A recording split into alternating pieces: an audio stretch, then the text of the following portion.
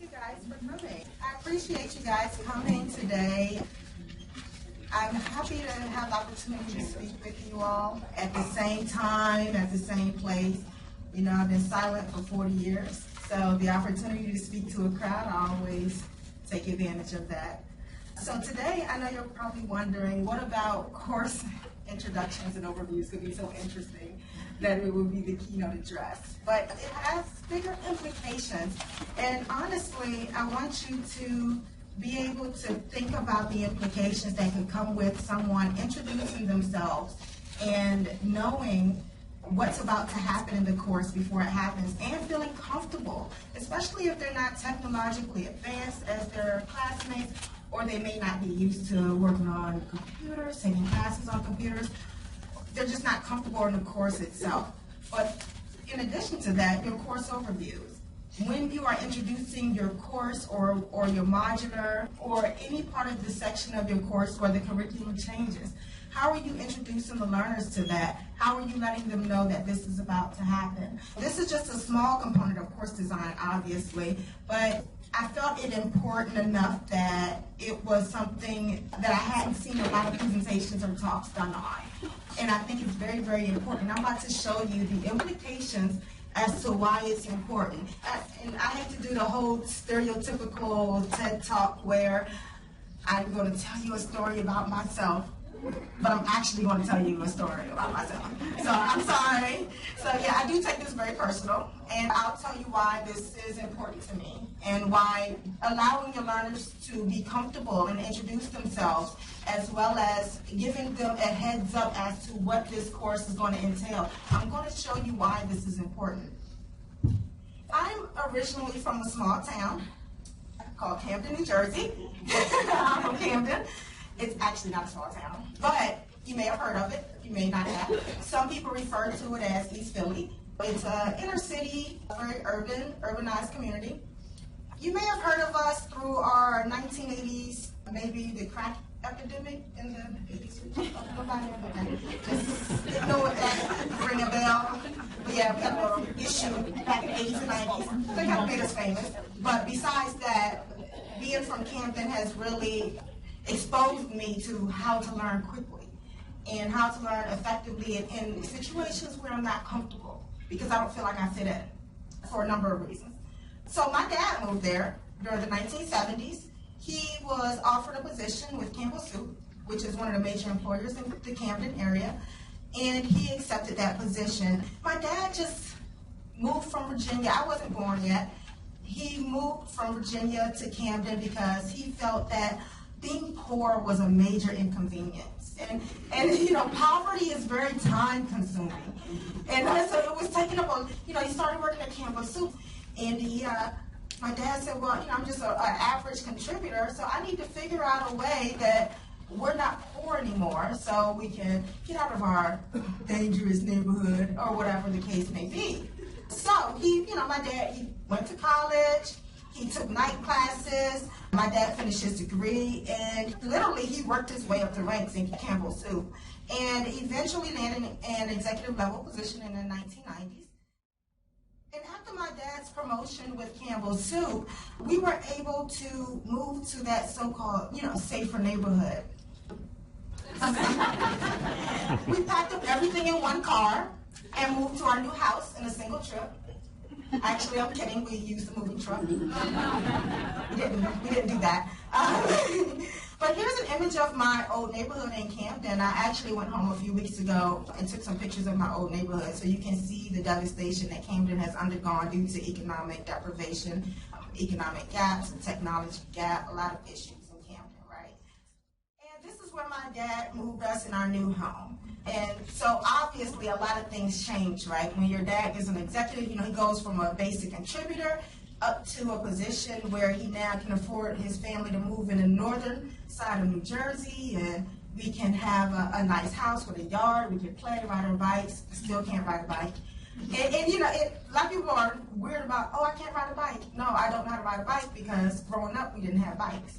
So we moved there during the 90s. By then I was a teenager. I was almost grown, up on my way to college by the time we moved there. But this is our new house where actually the taxis did have dice on the mirror. So it was pretty eye-opening. And I wonder, I often wonder, you know, Fresh Prince of Bel-Air is one of my favorite shows growing up. I could totally identify with Will Smith in that. And I said, this must be how he felt when he had to move to Bel-Air from Philly, right? Where the taxis, you know, and everything just looks different, and he found a taxi driver that had dice in the mirror. So our new home meant I had to go to a new school. Now, here you'll see my old school in Camden, and not much different 25 years ago, 20 years ago, 10 years ago. And it's since, you know, we had Camden High and Hatch Middle and all the different high schools there, but none of them were really in a position, they were all F schools. I'll just be honest, I'm not gonna beat around the bush. They were F schools. So moving from that area was ultimately important. Similar to the Fresh Prince, on the playground is literally where I spent most of my days. And I'm saying that because the classroom really didn't offer a lot for me. It wasn't competitive, it was easy. School was easy, so I didn't have to really go because it was that easy. I was gonna miss my friends, and even, you know, my dangerous neighborhood I was gonna miss. But obviously it was, you know, time to move on. And when we moved to northern New Jersey, this was my new high school.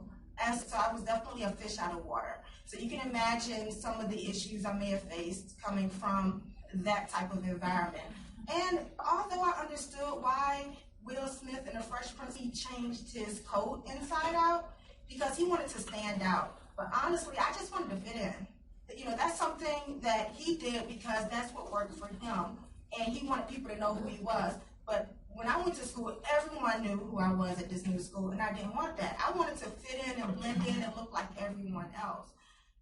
In my attempt to blend in, I joined a lot of clubs. You know, I joined the French club, the science club.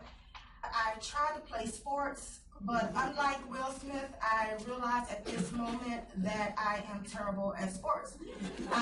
So I ran hurdles for a few years and realized I was just really bad. However, they needed me there because they didn't have any female hurdlers. So I stayed on the team, but yeah, I was horrible at sports. And needless to say, I didn't exactly fit in. It was here that I learned how to build rapport and how introducing myself to others, I learned how important that is, how important your introductions are, and how to quickly build rapport, because I didn't have a lot of time. I mean, we're talking about 10th graders here. Once you meet someone, you look different, you dress different, you speak different than they do. You only have a minute to really earn their friendship, right? And moreover, moving from an F school to an A school posed a lot of issues with me catching on to the curriculum. So I had to catch on quickly and much faster than most of the other learners. So with that, I realized that I had to rely very heavily on my interpersonal skills and understanding content by simply glimpsing at things like the course overviews, in addition to building rapport with my peers, just to make my learning experience better. There was a saying in the Fresh Prince of Bel-Air, I don't know if I have the quote exactly right because I don't have it in my notes. He said, when I came to Bel-Air, everyone else had 2 skates and I was trying to keep up with just 1. And I always remembered that from him, and I always identified with him because our path was very similar. And just to realize those students had already had time to get acclimated to their environment, and I had to catch up with them. Having 2 skates is definitely going to give you an advantage over someone who comes in the middle of the game with 1 skate. I believe that we have an opportunity to give our learners the other skate, right? I want to take a second for you guys to introduce I'm going to do like a really quick introduction assignment. So I want you guys to just choose someone else. It could be a person that you came with, that's okay. It could be someone you don't know. Introduce yourself to them, tell them who you are, where you teach, and also provide an overview of a course that you may you may have taught in the past, or a course that you are about to teach. And I'm gonna give you about 1 minute for you to provide this information to one another. And it's very important that you do this because we're gonna come back and revisit it. So let's take 1 minute.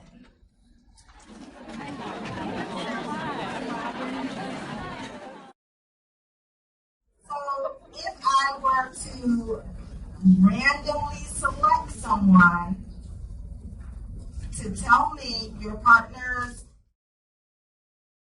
their name, and just a brief overview of the course that they're teaching. Do I have any volunteers? This is Nadine, and she's at Stevenson University, and she's currently teaching information systems. Intro to management, intro to information systems. And Nadine's also an instructional designer and a quality matters expert. Nothing out there.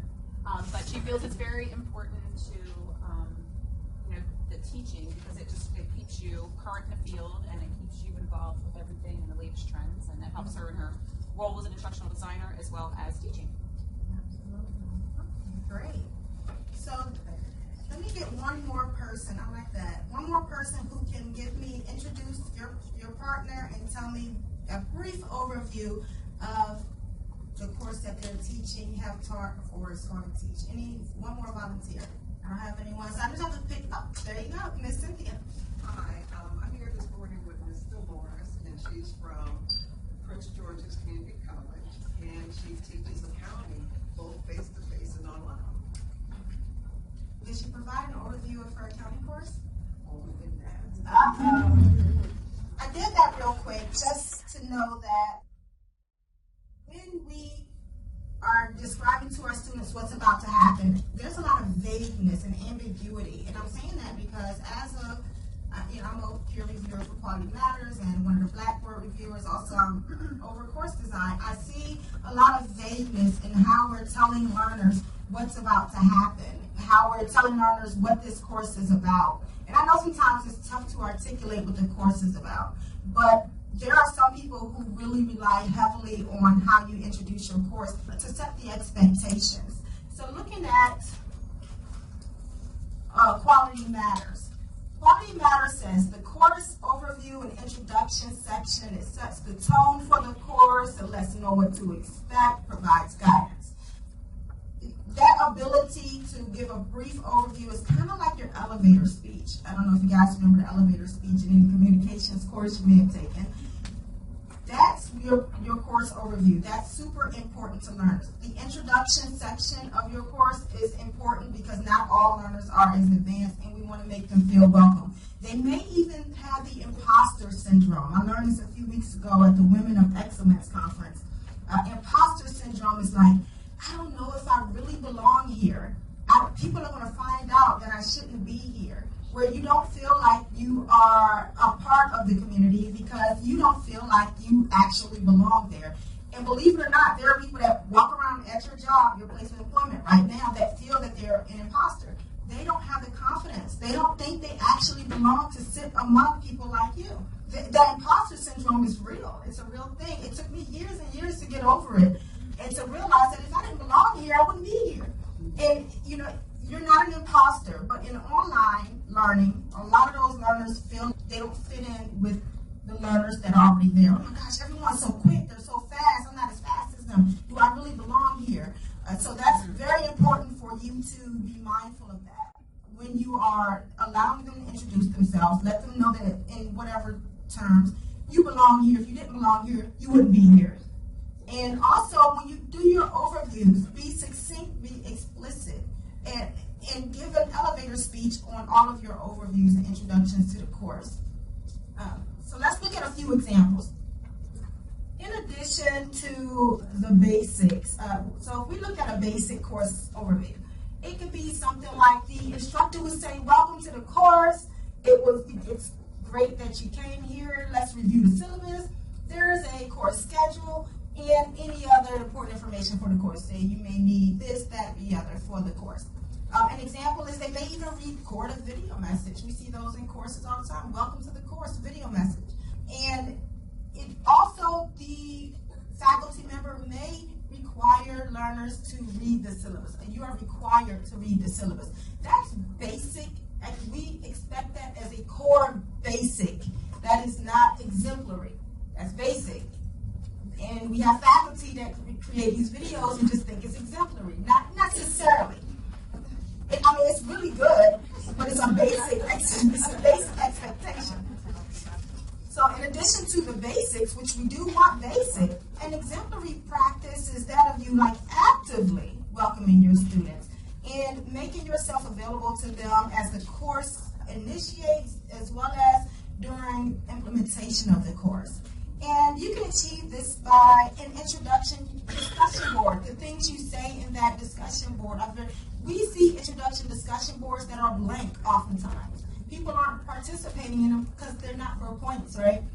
And so you can monitor the discussion board and constantly remind learners to please use the introduction discussion board. You will be surprised at the openness and the welcoming that it'll give to some individual learners who don't feel as if they belong there. So in a basic practice, you would provide students with a clear information about the technology you'll need in the class. You'll need Windows, Word, Excel. You'll need a laptop. You'll need internet speed, whatever. And be very specific. You would specify the type of technology needs. That is a basic. That's a quality matters. That's a basic standard. We expect to see that in every course. However, if we looked at an exemplary practice, that would be students being tasked to complete a syllabus quiz. And I saw a syllabus quiz only one time, but it was really successful. That's something that you guys may want to explore. That will reduce questions later on as well. So the syllabus quiz provides them with a better understanding of the course components, what's in the course. It encourages students also to return to the syllabus and use it as a resource. Make the syllabus a reference, a piece of reference material. Offer them a quiz on it. Make it a very important and a centerpiece of your course, and that will reduce questions later on. And another basic practice, providing a clear starting point. Start here. Good job. You have passed Quality Matters 2.3 or whatever it is. And start here, we do expect that. That's a basic expectation. Of course, let students know where to start, where to begin. We definitely want to keep our start here's and informing students where to start, because I couldn't tell you the amount of times I went into courses and I didn't know where to begin. So start here is definitely necessary. However, an exemplary practice, you would provide information on how to navigate through the course material. You would also maybe think about incorporating a scavenger hunt or the syllabus quiz that I mentioned earlier that would guide exploration through the course. Be more specific when you, instead of just saying start here, that's good, they can start there, but when they click on start here, provide something that gives them tangible evidence that guides them through exploration of the course. It could be screenshots, it could be, the scavenger hunt is pretty detailed, but it could be screenshots, it could be, the quiz, or a diagram or a table that shows them how the course is aligned. That also helps them get a better understanding and a clear, their ability to conceptualize the components of the course. In a basic practice, your students should be able to easily locate the syllabus, obviously, and the course calendar, and any other documents that they're going to use regularly within the course. You want to, of course, place a list of the important documents clearly named, labeled on the course homepage. And that's a basic requirement. That's what we all look for in the courses. However, an exemplary practice, you would include that course map, as this reaches all types of learners. And it provides a visual conceptualization of the course layout. And the course map will include active links that could potentially guide students to different areas of the course. So a course map is something that I've seen a lot of use of in my experience, but that course map can also be used across your other courses. You can take that same template and just fill in the blanks for your other courses. And that helps guide learners throughout the course and understand how everything is aligned. A basic practice, you would, of course, provide a complete syllabus with clear answers to any questions about course policies, procedures, clear information about any documents they may need, just being clear in the syllabus. We expect that, and it's a basic course component. And it also reduces questions at a later date. And although links to each policy are acceptable, most often student handbooks are updated so often and frequently that it poses an increased risk of the links being broken or not working, being outdated. Exemplary practice is where you could incorporate a short description of the policy. And I've asked for this a lot of times, I never get it. But when you do, see policies in handbook, you can include just a short one-line sentence about the policy. What is the policy about? Because now we're sending the learners somewhere else. To the handbook, we're sending them outside of this course. Just provide a quick one sentence. This policy is about this. This policy is about that. Also, that aligns with them not experiencing the clunkiness of having to click out and in and out and in to different documents within the course. So that is, and that also helps you not rely heavily on the hyperlinks. If the hyperlinks break or they don't work or the course handbook is out of date, if you have a course description there, your information is still relevant. If you have a description about the policy, if the policy is changed, of course you want to update the policy, but if the link is broken, the link is moved, you still have your information there for learners to be able to access. Another basic practice, you clearly state the expectations of how students are to participate in the course activities.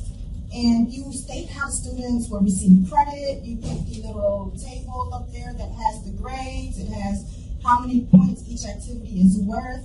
And you let learners know what's graded, what's ungraded. We expect those items within your course and within your syllabus. However, an exemplary practice is where you would display a good example versus a bad example, or not bad example, I hate to use that. A good example versus an example that needs constructive criticism. In providing exemplars and non-exemplars is a great way to portray that information so students can see what it is not. And I learned this recently. Like, we like to learn things about what everything is. What about us taking a moment to learn what things are not? And we need to provide this online too. We're really quick to tell our students, this is that, and giving that type of instruction. We need to really focus on telling learners what it is not as well. And that's where I go with the exemplar and the non-exemplar examples. Please consider that and keep that in mind. In basic practice, you will provide a comprehensive listing of course deadlines, your due dates on your syllabus. That will allow learners to kind of see the big picture as to when things are due. It allows them to schedule their time accordingly. And it allows them to plan their week or their work, their weekly workout in an efficient way based on the information you give them. And exemplary practice is where, when possible, you're able to grade students' work very quickly. In large classes, you can use things like a self-test, knowledge checks, and you will include detailed feedback. And this feedback will be provided with like an immediate quick turnaround. And that turnaround will allow learners to be able to fix the issues immediately.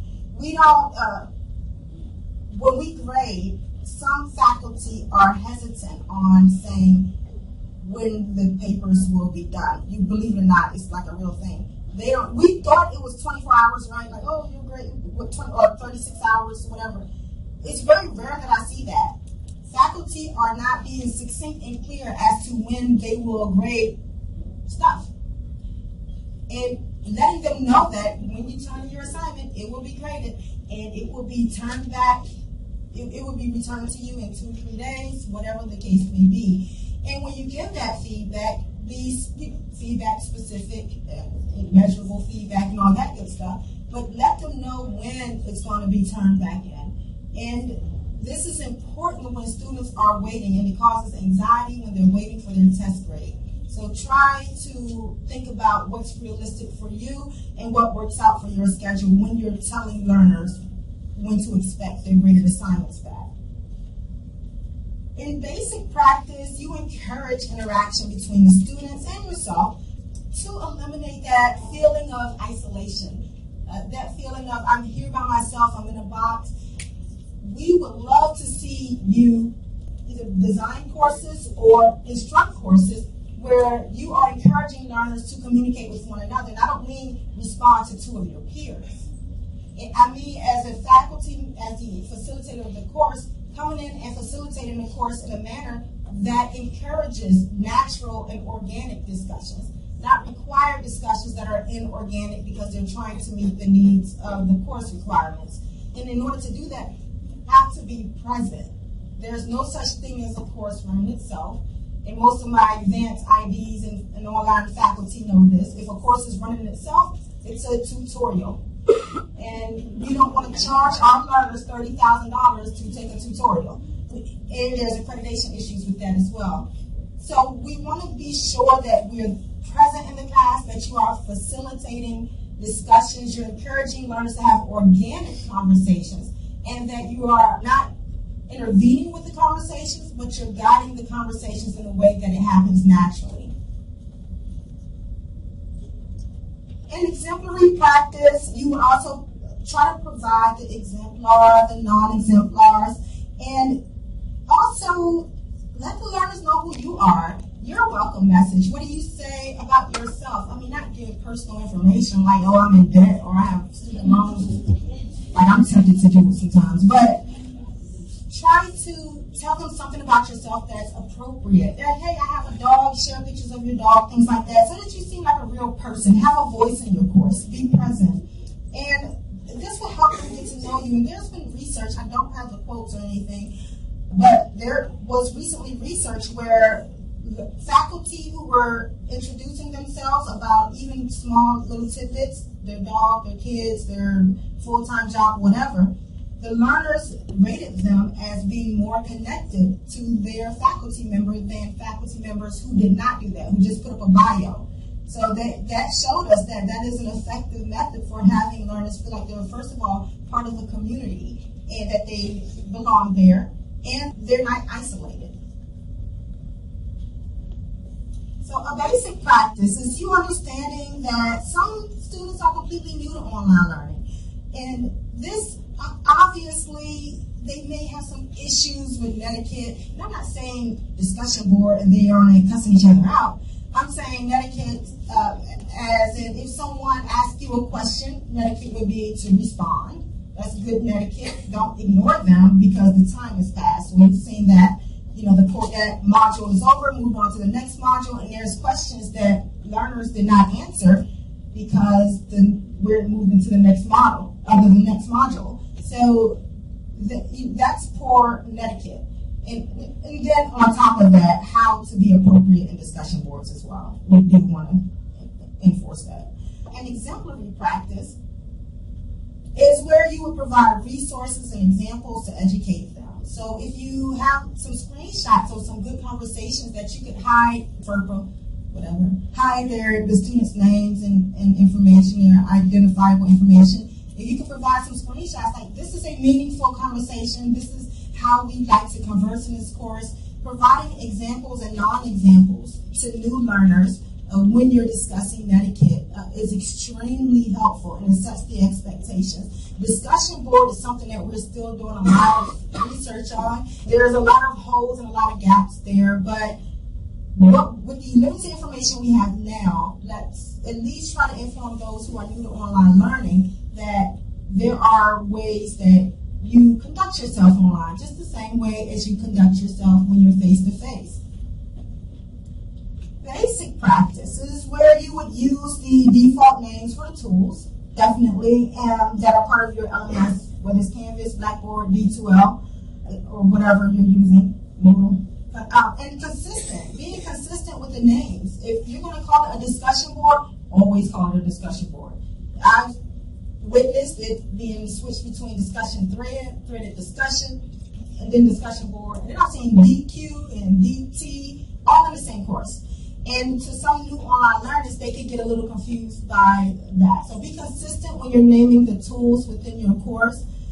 It offers students a good frame of reference to the course, and it also makes them more comfortable when they know what you're talking about. When you're using acronyms or names that are inconsistent, they may get confused and they may feel uncomfortable. So an exemplary practice includes you seeking the student feedback about their experience. I know everyone does the end of the year, not end of the year, like end of the course surveys. Well, how about if we take those surveys and you take it upon yourself to do it mid-course and just do it in a SurveyMonkey or something.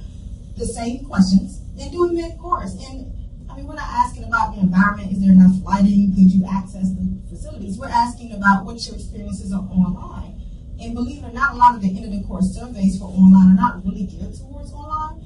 But if you can gear it towards online, you'll be able to get a feel, a formative assessment of how you're performing your course. These questions can include, is there anything that you found extremely difficult during these last few weeks? Or is there anything I could improve upon? And make them anonymous. SurveyMonkey is really good at keeping those anonymous so that the learners can be very open and candid about their feedback to you. So definitely try to think about, when you do the feedback, make sure that you are getting data on how the learners are accessing the course. Is it accessible? Is something broken? Is something not working? Think about those formative assessments. We don't have to only wait until the course is over to do a summative assessment that takes forever for you to see the results from. And by then, it's too late. The student's experience has passed. To sum up, I'm going to provide a quick summary of some of the things I covered. And I know you guys have heard it before. For most of the things I'm saying, I know you've heard it before, but I specifically want you to consider the imposter syndrome for some of our online learners who may be in a bachelor's degree program, who may have had no prior college experience. And I want you to consider how you are describing the course contents to those learners and to all of your learners. Some of us are more advanced in online learning. We can just read one sentence and we're fine. However, there are a large amount of first-year non-traditional college students who have never taken an online course before, and they definitely didn't believe that they were good enough to be in a bachelor's degree program. And you have an opportunity to provide them with that other escape. Provide students with a method for contacting you. And this could be email, usually. Some faculty give cell phone numbers, but give them a way to get in touch with you. This reduces their anxiety. Don't just have them always say, oh, if you have a question, go to the Q&A discussion board. That way, all the other learners can see the question. And they may be embarrassed or not comfortable with everyone seeing their question. So provide a way where they can directly contact you. Usually just email is fine. Number 2, use a syllabus as a guide that provides students a thorough outline of the work that they'll be doing. Let them know what's going to happen. Provide a map or a visual to let them know. A video is great, but also try to include with your welcome message some type of a course map that shows a visual display of how the course unfolds so they can bring it all together. Number 3, a clear starting point. Of course, we all expect that in the course because it saves time, it stops the learners from being frustrated, but also provide information on how to navigate through the course materials, because at the end of the day, this will reduce questions to you later. And we hate nothing more than to hear faculty say, it was in the syllabus. Yes, we know it was in the syllabus, however, where in the syllabus? Like, syllabus is a 20-page document, and it's not clearly laid out. It's very condescending. If a student is asking you a question, it may be in the syllabus, but apparently the syllabus is not attractive enough for them to go there and look at it. So think about ways to use your syllabus as a reference where they'll be constantly going back, and by the end of the course, they should be able to memorize the syllabus, and that reduces questions later on. Number 4, important items should be easily accessible. And this includes the course calendar, and any other documents that they're going to use regularly. Just make sure they're easily accessible, make sure that they are accessible. That reduces questions later on, once again. And it also makes the learners feel comfortable in the course. And number 5, provide a complete syllabus. It's nothing like an incomplete syllabus. Make sure that the due dates, the points, all that are there. That reduces questions later on, where you don't have to say, oh, well, it's in the syllabus, because it actually might not be. And be concise with your deadlines. on your syllabus for that module, don't say do week 3 on the syllabus. You can if that's your institutional mandate. However, it is poor practice. In the course, you can say do week 3, of course, because we know we just course copying into the next session. However, if you are doing a syllabus, we want you to be specific and succinct in the syllabus, because the syllabus is kind of like their course Bible. So you want your dates to be very specific and succinct in the syllabus, not the course. Outline your expectations. This means showing an exemplar, showing what's a good example, what's a bad example, providing them an opportunity to see what bad looks like, in addition to showing them what a high quality examples look like. That gives them more comfortability when they're completing assignments. And include instructions on how to access tools. Don't immediately assume that all learners know how to access LinkedIn, or that they even know what LinkedIn is, or something of that nature. Be specific on how to access any additional tools outside of the LMS, and tell them what they need to do, where they need to go. Provide screenshots, images. Not everyone is as advanced as some others. And promote interactions. That's just presence. Be there. Your course does not teach itself. If you're not there, students will know, and they will say, I felt like I taught myself.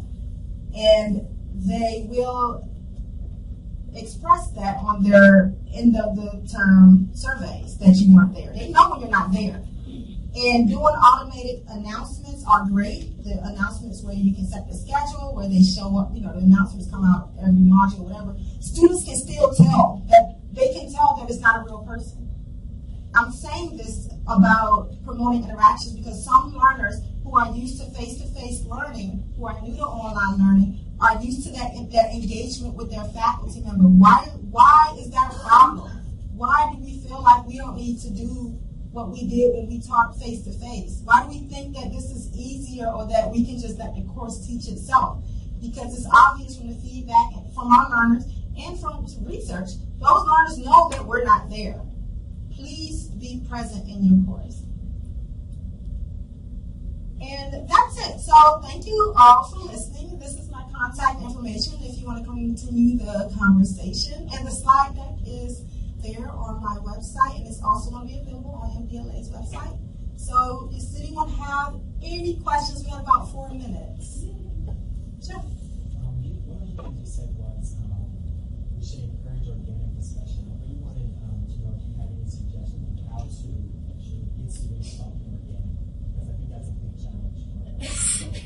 It is. It's so crazy how that's hard for us, right? But we talk all the time. If there is a discussion that's occurring in the course, and you as a facilitator, you can't really jump in. So you may want to come in and say, it was interesting how such and such said this.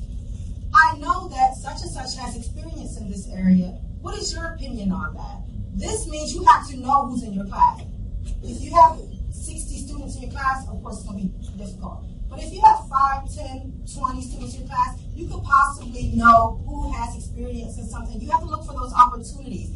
And when we say facilitate an online course, those opportunities are bountiful, because when the discussion undergoes, the learners are going to reveal things about themselves. They're going to say things about themselves. That provides you an opportunity to come in and say, well, don't such and such know about that, or is there anyone here who would be able to? So that means you have to know your student population. That's part of course design too. You have to know who's in your course.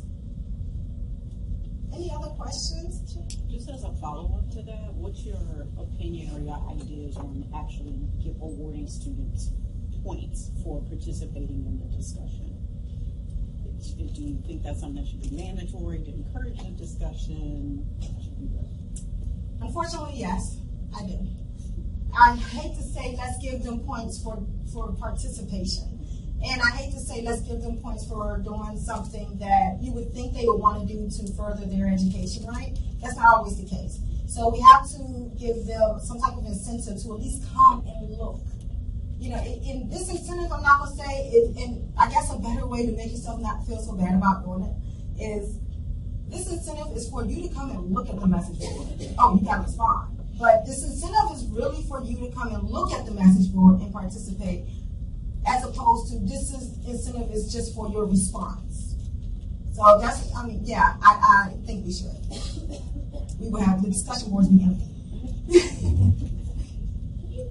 When I think course map, I think of my developments for online learning. Can you kind of clarify where it has like objectives and goals and the activities and the assessments? So can you clarify when you're saying course map that's clickable for the students? Can you give an example of like, because I don't think my definition of course map is like the same that you're It is. It is. It is. So you can actually put that course map in a course. Absolutely. Why not? The objectives and stuff. I've had students say that it's overwhelming. We had like an overwhelming course map. Yeah. So that's a design issue. Pulled out. Yeah. No. So if there's too many objectives, do you need to really evaluate what the learners are actually No, working not the objectives, but there's too much information on the map. It's too busy. It goes up to the university level.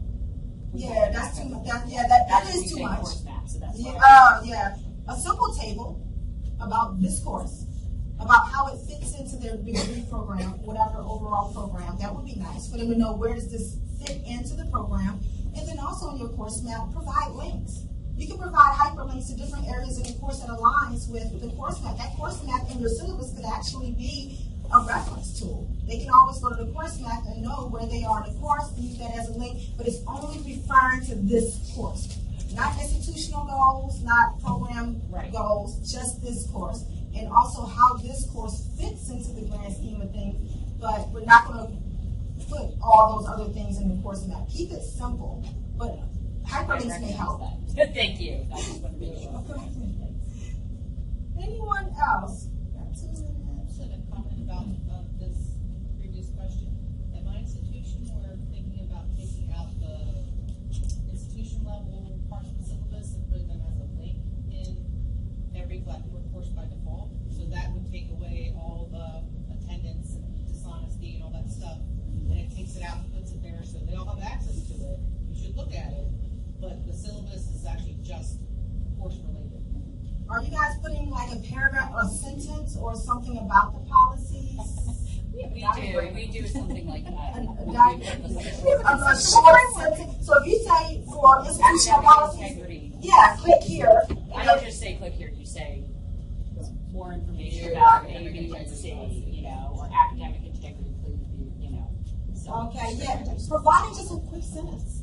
Yeah. A quick sentence. And, I'm not a fan of just having blind links that just go somewhere. First of all, I'm huge on ADA, so I don't like that. Tell them where they're going and why they're going. Just one sentence would be simple. I'm not a fan of that, personally. Yeah, of the blind link to institutional policies. Have a sentence, tell them where they're going.